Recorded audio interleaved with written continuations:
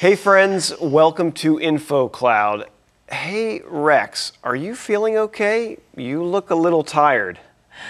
Yeah, some young people from my church asked me to play basketball with them.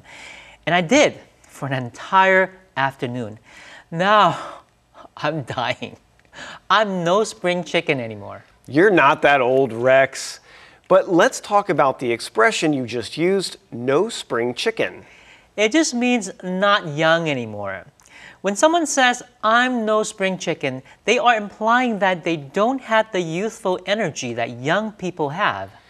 People would use the expression spring chicken in the old days because people would eat younger chickens during springtime while they were fresh and juicy, as opposed to eating older chicken that wouldn't taste as good. That's why people like me who are not that young anymore say that we're no spring chicken. Well, I have seen you very active and energetic when you work. It's actually very inspiring. Oh, thank you. That's very encouraging. Many of us might not be spring chickens, but it doesn't mean we cannot do great things to impact the world anymore.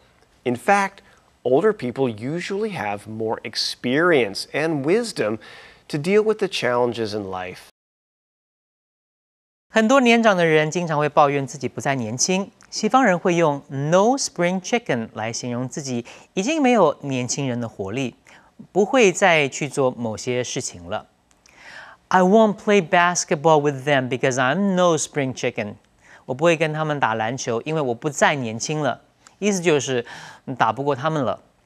Spring 是春天 ，Spring chicken 就是以前人们会在春天把年轻的鸡宰来吃掉，肉质比较鲜美，因此人们才会用 no spring chicken 来形容自己不再年轻。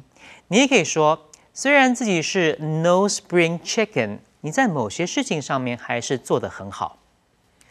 这就是今天的 InfoCloud， 我们下次云端见。